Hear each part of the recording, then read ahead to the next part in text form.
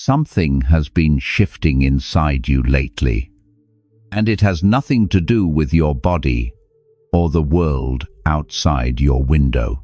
It has to do with words. You used to fill every silence. Every pause in conversation felt like something to fix. You explained yourself. You defended yourself. You made sure your voice was heard. But lately something has changed. Arguments feel exhausting in a way they never did before. Other people's noise feels like weather you no longer want to stand in. And silence, real silence, has begun to feel less like absence and more like arrival. You are not withdrawing from life. You are listening to it differently. When we are young, we believe strength lives in the loudest voice in the room. We mistake volume for conviction. We confuse arguing with understanding. But wisdom, the kind that only comes from decades of living, discovers something the young cannot yet see.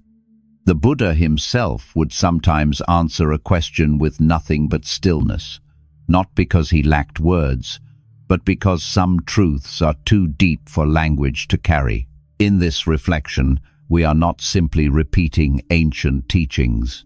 We are looking at how this quiet wisdom actually appears in real life, especially in the later years, when experience begins to change the way we listen, speak, and protect our peace. Tonight, we explore why silence after 70 may be the most powerful thing you have left to give. And perhaps the deeper question is this: is silence something we lose as we age, or something we finally learn to value? Because for many people, what once felt like restraint eventually reveals itself as a form of strength. Insight 1: silence protects your energy. There is something nobody warns you about when you get older. Not the grey hair, not the slower mornings, not even the way your knees remind you of every staircase you ever climbed. Nobody warns you about this. The moment you realize that most of what you used to argue about simply was not worth it. Think back. How many conversations have you had in your life that left you feeling emptied out? How many times did you walk away from a debate feeling worse than when you entered it? How many hours did you spend trying to change someone's mind, someone who had no intention of changing it and never did? You cannot get those hours back, not one of them. When we are young, we believe that engaging means caring. We think that if we care enough about something, we must speak, we must respond, we must make the other person understand. And so we pour ourselves into arguments, into corrections, into explanations that nobody asked for. We confuse noise with effort. We confuse exhaustion with devotion. But here is what decades of living quietly teaches you. Energy is not infinite.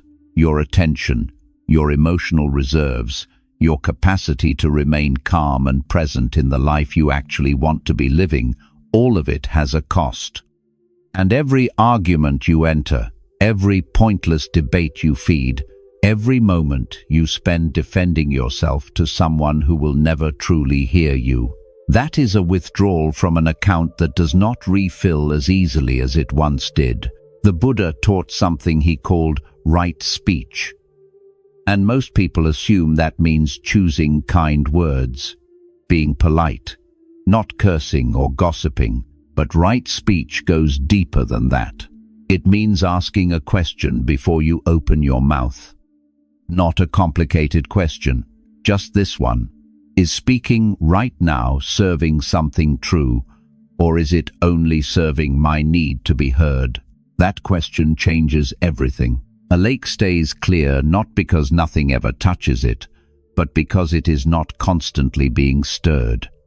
When you throw stone after stone into still water, the sediment rises and the whole surface becomes clouded. You can no longer see through it. You can no longer see yourself in it. Your inner life is the same.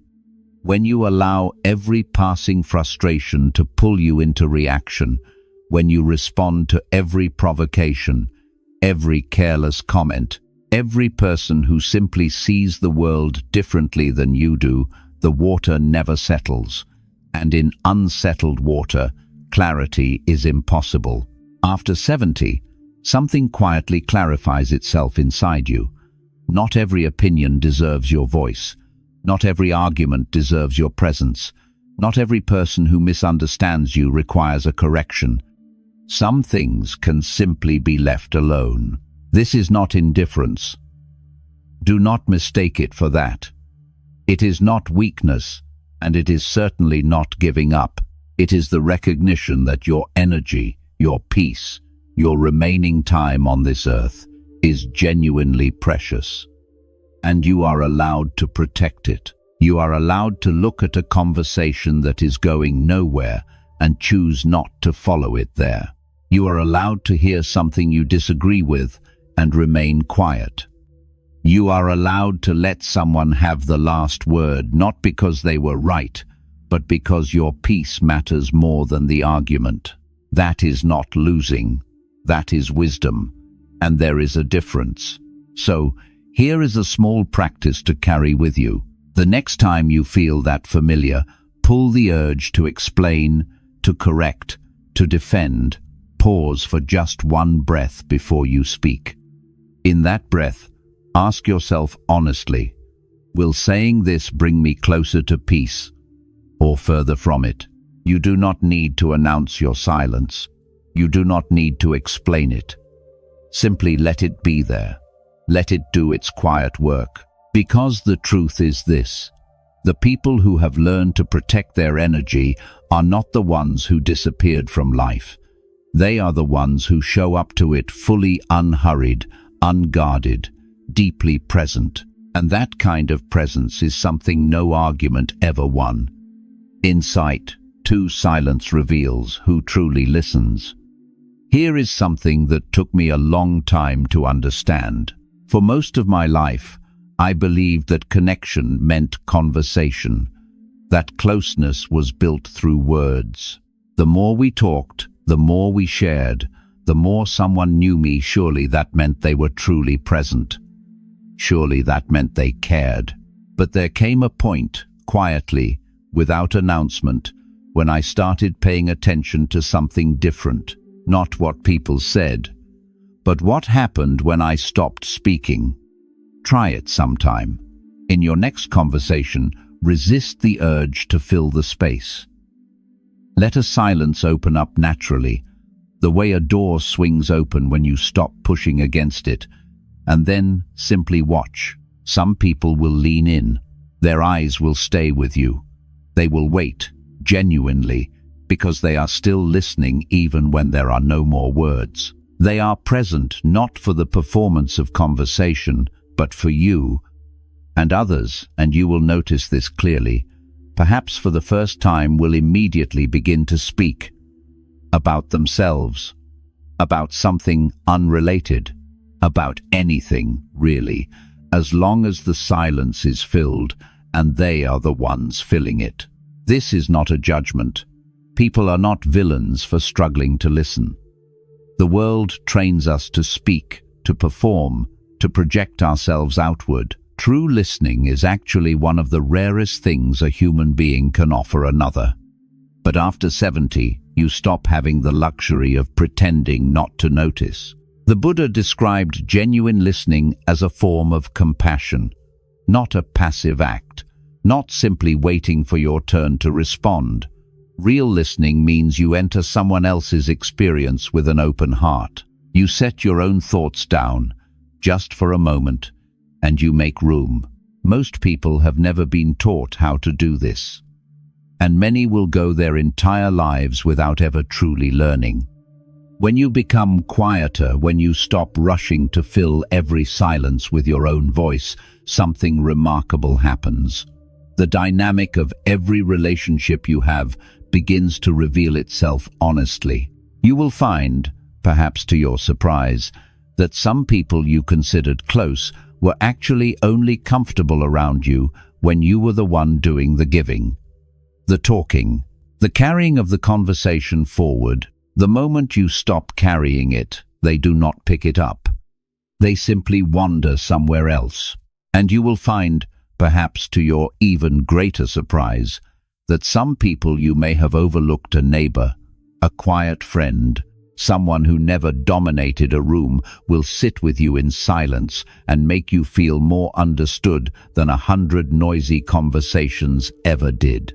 A forest at night sounds like nothing until the city falls away, and then you begin to hear everything, the small movements, the breathing of the trees. The world that was always there, underneath the noise you had grown so accustomed to that you stopped noticing it. Your relationships are the same. When you quiet yourself, the true ones rise into sound. This matters at any age. But at 70, it matters more than it ever has before, because you are no longer building a social circle out of obligation or proximity or habit. You are, whether consciously or not, choosing how to spend what remains. And spending it with people who do not truly see you is a kind of quiet grief that accumulates slowly, without a name. You deserve to be listened to, not performed at, not talked over, not managed. Listened to. And here is the practice. In your next conversation with someone you care about, try this. Ask them a question, a real one, something that matters, and then simply be still. Do not guide the answer. Do not rush to respond. Just receive whatever comes. Notice how that feels.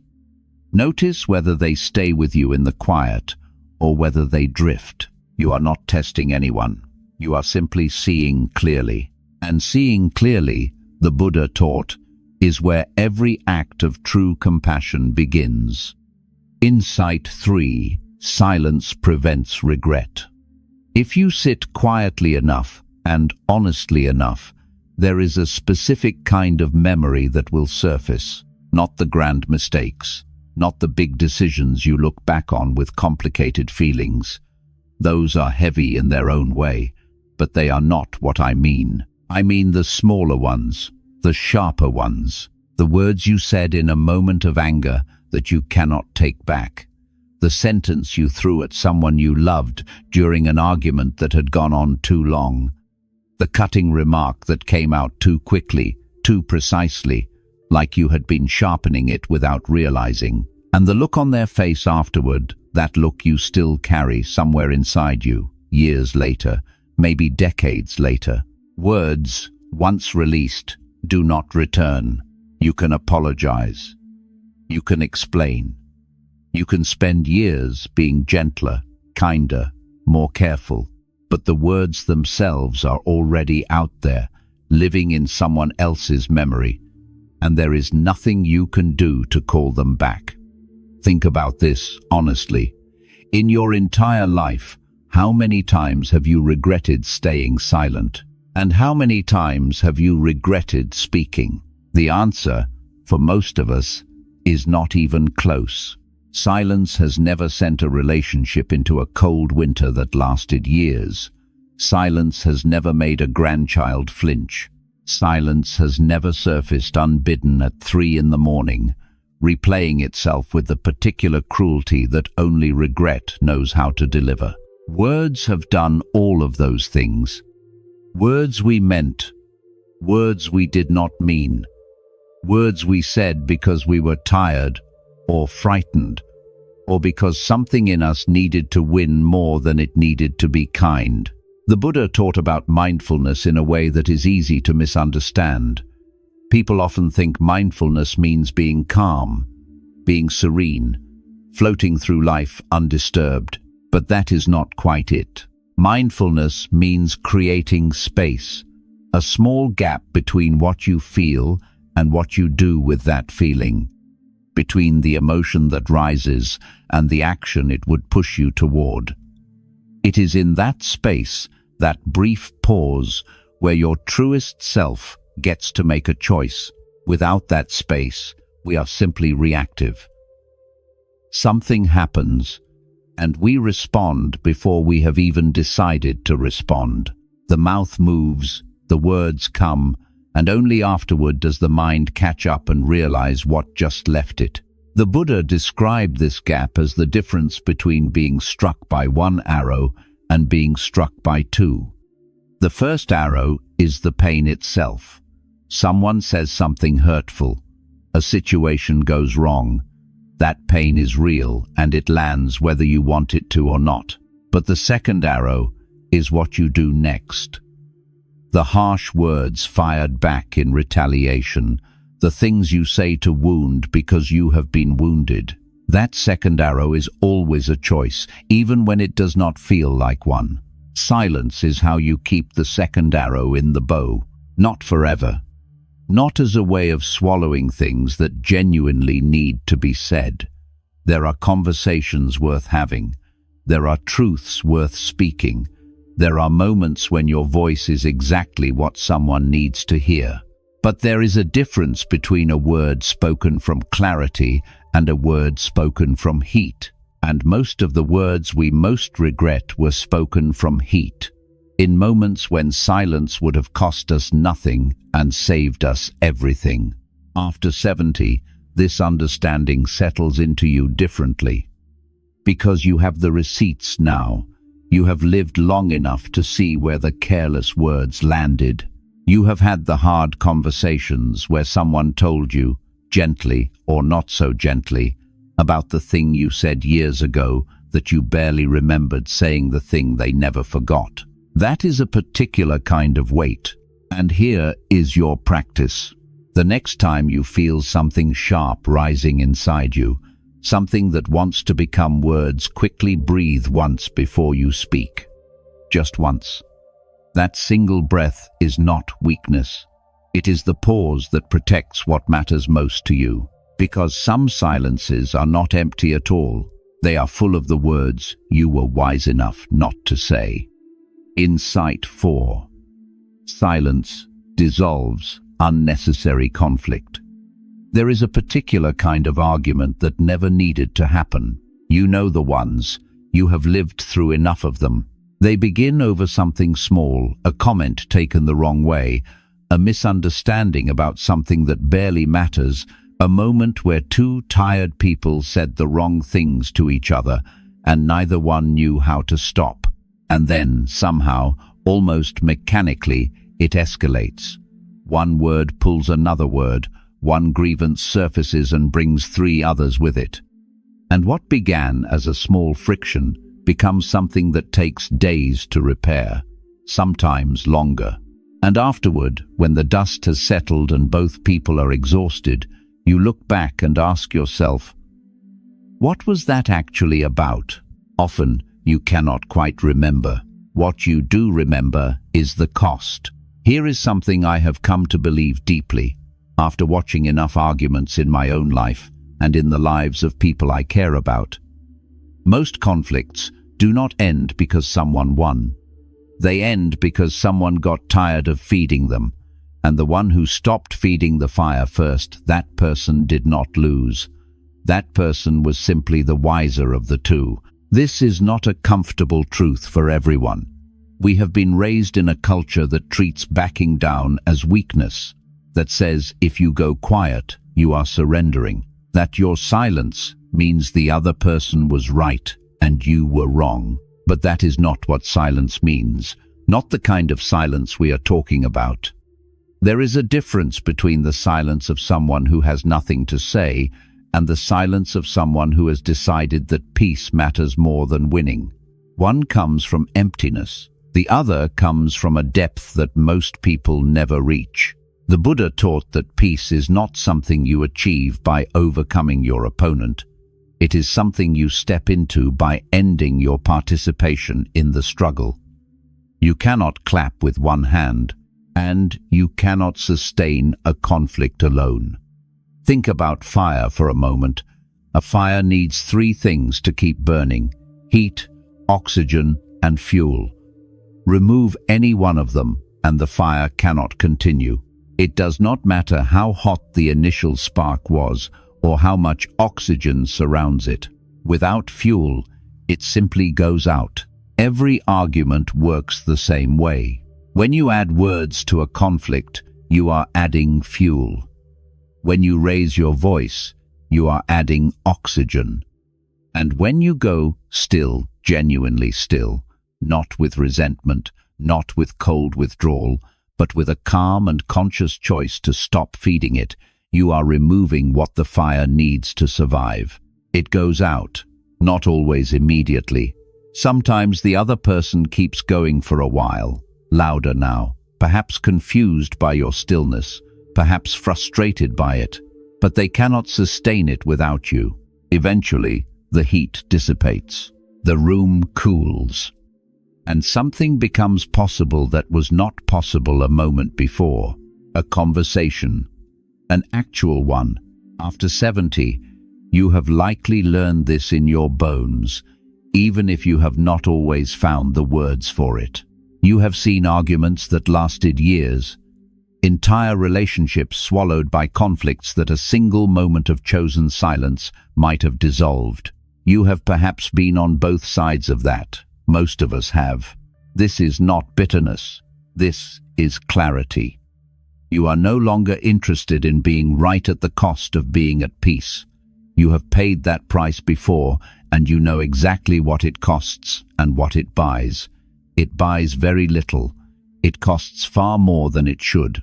And so here is your practice. The next time a conflict begins to rise around you, try something simple. Before you respond, take one slow breath and ask yourself honestly, do I want to be right, or do I want to be at peace? You cannot always have both. But you get to choose which one matters more. And choosing peace consistently, deliberately, without apology, is not weakness. It is perhaps the most powerful thing a person can do. Insight 5. Silence deepens your awareness.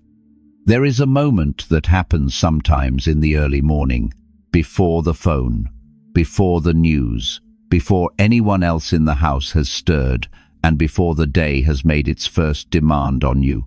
You are simply sitting, perhaps with a cup of something warm in your hands, perhaps just with your own breathing, and in that stillness, something becomes available to you that is simply not available any other time. You notice things, the quality of the light coming through the window, the particular sound of your own heartbeat if you are quiet enough to hear it, a feeling you have been carrying for days that you finally have enough space to recognize, something small and true about yourself, or about your life, that the noise of ordinary living has been drowning out.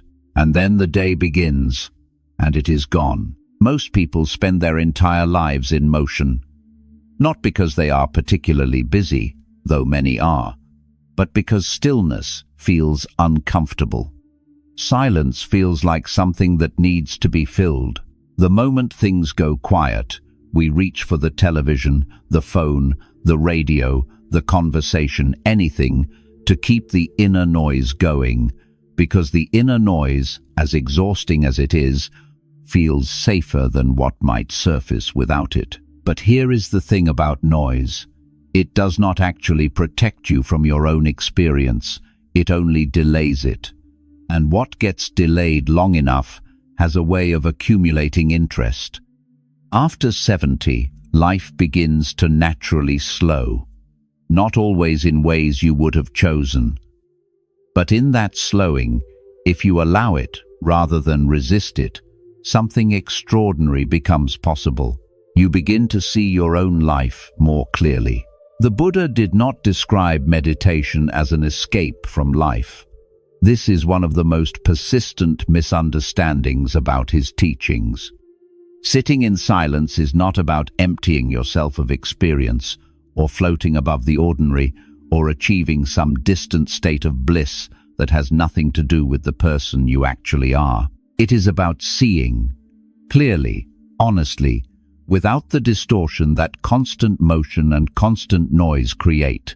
When you sit quietly and follow your own breathing, you begin to notice the texture of what is actually happening inside you, not the story you tell yourself about how you are doing, not the version of yourself you present to others, but the actual living reality of your experience, moment to moment, as it genuinely is. This is not always comfortable. Sometimes what you find in the silence is grief you have not finished feeling.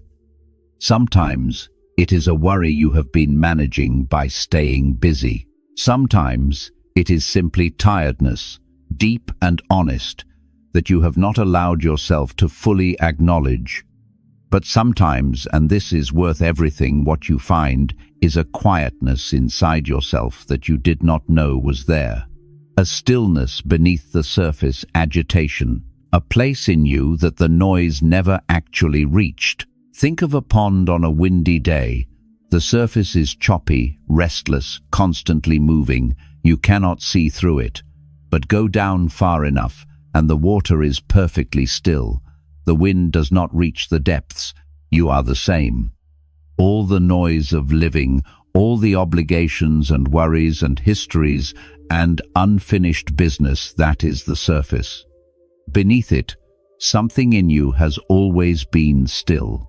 Silence is simply how you find your way back down to it. And what you bring back up from that depth changes the way you move through everything else. You become harder to rattle.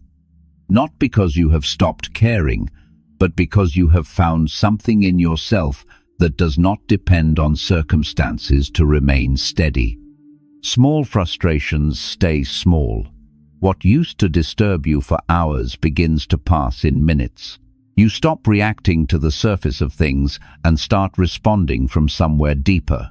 This is what awareness actually means. Not a heightened state reserved for monks in monasteries. Just this: the ability to be present in your own life, fully and honestly, without flinching from what is there. So here is your practice. Tomorrow morning, before anything else, give yourself 5 minutes of silence. Not to solve anything, not to plan or reflect or review, just to sit with your own breathing and notice what is already there. You may be surprised by what you find, and you may be even more surprised by how much of it is worth keeping. Insight 6. Silence strengthens your presence. Think of the most quietly powerful person you have ever known, not the loudest one in the room, not the one who dominated every conversation or made sure their opinion landed first and heaviest. I mean, the person whose presence you actually felt. The one who, when they walked in, something in the atmosphere shifted. The one whose stillness made you want to speak more carefully, more honestly, as though their quiet attention was somehow bringing out a better version of you. You have known someone like that. Most of us have. And if you think about what made them that way, it was rarely about what they said. It was about how they held themselves when they were not saying anything.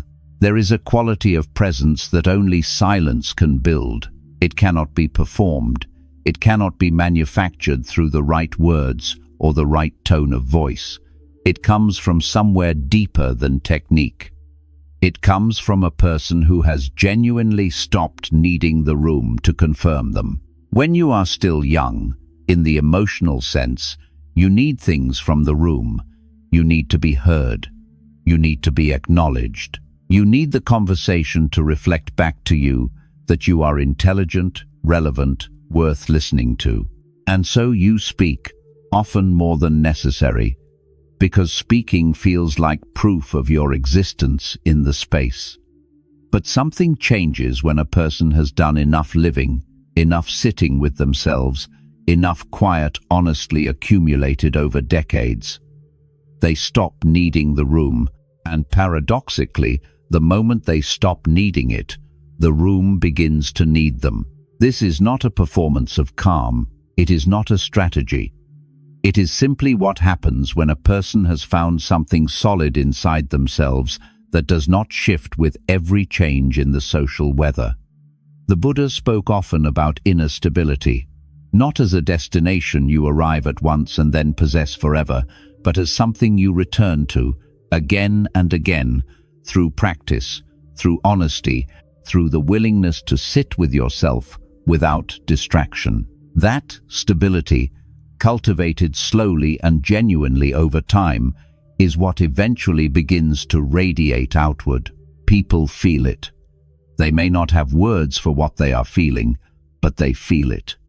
The way you feel the solidity of the ground beneath you without having to think about it. The way a room with one calm person in it is fundamentally different from a room without one. A mountain does not announce itself. It does not compete with the hills around it or raise its voice to be distinguished from them. It simply is what it is, fully and without apology. And its presence is undeniable precisely because it requires nothing from you to remain what it is. After 70, you have the raw material for this. You have lived through enough upheaval to know that most of what people argue about is not worth the energy it costs. You have sat with loss and come back from it. You have carried things that younger people have not yet been asked to carry, and you are still here. That is not nothing. That is enormous, and it shows in ways you may not even be aware of. But here is what gets in the way. The habit of filling silence because it still feels like something to fix. The old reflex of making sure everyone is comfortable, even at the cost of your own stillness. The belief, learned early and unlearned slowly, that quiet equals absence, that if you are not speaking, you are somehow not contributing. You are allowed to release that belief now. Your presence is a contribution. Your calm is a gift to every room you enter. The person who can sit in silence without anxiety, who can listen without preparing their response, who can be fully there without demanding anything in return, that person changes the quality of the air around them. And the practice is simpler than you might think. The next time you are in a room with others, try this. Speak a little less than you normally would. Not with withdrawal, not with distance, but with genuine attention. Let your silence be warm rather than absent. Let it say, I am here. I am listening. I do not need this moment to be about me. Notice what comes back to you, because a mountain does not shout to be noticed, and it is never ignored. Insight 7. Silence helps you let go of ego. There is an argument you have had more than once in your life that, if you are completely honest, was never really about what it appeared to be about. On the surface, it was about something specific, a decision, a difference of opinion, something someone did or did not do. But underneath it, if you could follow the feeling all the way down to its root, you would find something smaller and more vulnerable than the argument itself. You needed to be right.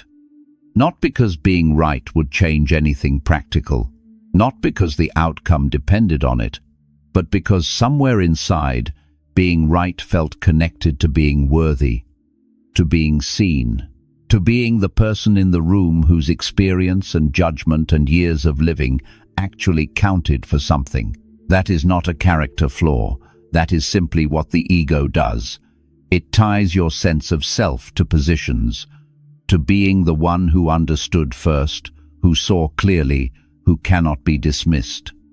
And it will defend those positions with a ferocity that has almost nothing to do with the original subject. Most of us spend decades not realizing this is happening. The Buddha was clear about the nature of ego, though he spoke about it in a way that is easy to misread. He did not say the ego is evil or that you should despise yourself for having one. He said something more subtle and more useful than that. He said there is no fixed self to defend. That the thing you are protecting so fiercely, that solid, permanent version of yourself you are trying to keep intact, it was never quite as solid as it felt. You are not a fixed story. You are a living process, changing moment to moment, year to year. The person you were at 40 held opinions that the person you are at 70 has quietly revised. The certainties you carried at 30 softened into something more nuanced by 50. And the things you are still defending today, how many of them would look different from the distance of another decade? The ego is loudest in the absence of silence. Give it constant conversation, constant friction, constant opportunity to assert itself, and it will do so endlessly. It is tireless in that particular way. But bring it into genuine quiet, not distracted quiet, not the quiet of exhaustion, but the deep stillness of a mind that has chosen to stop performing, and something interesting begins to happen. The ego has nothing to push against, and in that spaciousness you begin to notice it. Not as the whole of you, which is how it feels when it is in full voice, but as a pattern, a habit, a way the mind has learned to protect something that does not actually need as much protection as you thought. There is a relief in this that is difficult to describe until you have felt it. The moment you genuinely stop needing to win an argument, something loosens. Not just in the argument itself, but in the deeper architecture of how you carry yourself through the day. The exhausting project of maintaining and defending the image of yourself, the competent one, the experienced one, the one who should not be questioned, that project quietly loses its urgency. And what remains, when the defending stops, is something softer and more honest. Something that does not need the argument to know its own value. Think of clouds on a windy day. They are dramatic and fast-moving, and they seem to fill the entire sky. But they are not the sky. They are passing through it. When the wind settles, they thin and dissolve, and the sky itself, which was always there beneath them, becomes visible again. Your ego is the cloud. Your awareness is the sky. Silence is how you stop adding wind.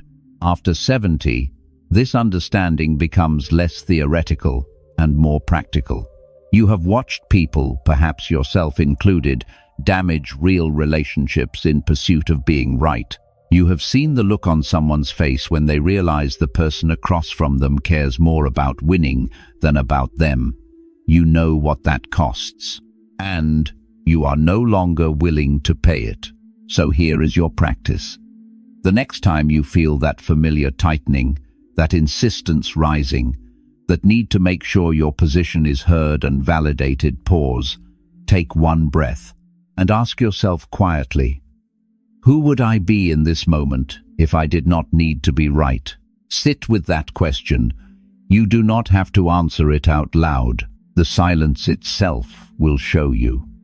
Insight 8. Silence brings you closer to inner peace. At some point in life, the search changes. When you are young, you search outward. You look for peace in the right circumstances, the right relationship, the right home, the right income, the right level of respect from the people around you. You believe, with complete sincerity, that if enough of the external pieces finally fall into place, the inner restlessness will settle on its own. And then the years pass. Some of those pieces do fall into place. Others never do.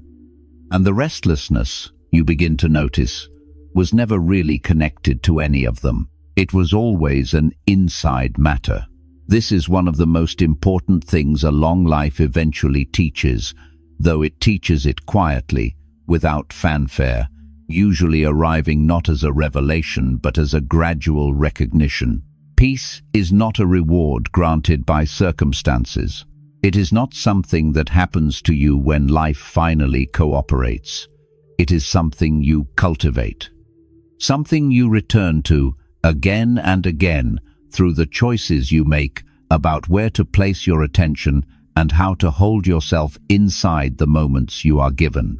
And silence is perhaps the most direct path back to it. Not because silence is the absence of difficulty. Your life does not become easier when you become quieter. The losses do not diminish. The uncertainties of aging do not disappear. The things that are genuinely hard remain genuinely hard. But something in your relationship to all of it changes. When you stop filling every moment with noise, when you stop reaching for distraction at the first sign of discomfort, when you allow yourself to simply sit inside your own experience without immediately trying to manage it or escape it, something underneath all of it becomes accessible. A quality of stillness that was always there, beneath the surface agitation, beneath the accumulated busyness of a lifetime. The Buddha spoke about peace not as something to be achieved through striving, but as something to be uncovered. The word he used again and again was simply this: awareness. Clear, honest, unhurried awareness of what is actually present, not what you fear might come, not what you wish were different. Just this, just now, just the breath moving in and out of a body that has carried you through 7 decades of living. That awareness, when you finally stop running from it, turns out to feel like coming home. Think of the ocean. Near the surface, there is constant movement. Waves rise and break and pull back and rise again. The surface is never truly still. But go down far enough, past the turbulence, past the churn of weather and tide, and you reach water that barely moves. Vast, dark, profoundly quiet. That depth was always there. The storms never reached it. They only seemed to from the surface. You are the same. Everything you have been through, the grief, the struggle, the noise of a life fully lived, that was the surface. Underneath it, something in you has remained untouched. Silence is how you find your way down to it. After 70, the external world begins to ask less of you in certain ways. The urgent pace of earlier decades starts to soften. And if you allow that softening rather than filling it immediately with new noise, new obligation, new distraction, what opens up is extraordinary. Quiet mornings become more than mornings, they become a practice. The cup of tea held in both hands, the light through the window changing slowly as the day begins, the particular sound of a house that is simply breathing. These are not small things. These are the texture of a life that has finally learned to receive itself. Calm conversations become more nourishing than stimulating ones. The need for constant company gives way to a comfort with solitude that feels not like loneliness, but like companionship with yourself. A friendship with your own inner life that may be, at this stage, the most honest relationship you have. This is not resignation. This is not giving up on life. This is life, finally, in its most distilled form. And here is your practice. Tonight, before sleep, set aside 5 minutes. No screen, no sound. Simply sit with the day that has passed, not to judge it or analyze it, but to let it settle. Breathe slowly. Let the noise of the day thin out the way smoke thins in open air. Notice what remains when the noise is gone, because the deepest waters of the ocean are the quietest, and they are also the most alive. Closing the power of quiet wisdom. We have walked through 8 truths tonight, and perhaps what connects all of them is simpler than it first appeared. Silence is not what happens when you have nothing left to say. It is what becomes possible when you finally stop needing to say everything. When you stop reaching for noise to fill the spaces that life, in its wisdom, is trying to open up for you. After 70, you have earned something that most people are still too busy to notice they are missing. You have earned the right to be still, to move through your days without the constant pressure to prove, to perform, to fill every room with your voice. You have lived enough to know that the loudest person rarely carries the most truth, that the busiest mind rarely finds the most clarity, that the peace you spent so many years searching for in the right circumstances was always closer than you thought. It was here, inside the breath, inside the quiet morning, inside the moment you chose not to speak, and felt, perhaps to your surprise, that nothing was lost. A quiet morning, soft light through the window, no urgency, just breathing. This is not the silence of someone who has withdrawn from life. This is the silence of someone who has finally arrived in it. Perhaps the greatest wisdom of aging is simply this: not every truth must be spoken. Not every silence is empty. Some silences are full of peace. And peace, at any age, is the most powerful thing you can carry. And perhaps that is the quiet lesson many people only recognize later in life. Silence is not the absence of wisdom. It is often the moment when wisdom finally has room to appear. If this reflection resonated with your own experience, you might share a small moment in the comments, a time when choosing silence brought you more peace than speaking ever could. Sometimes the quiet stories people carry are the ones others most need to hear. Rest in that.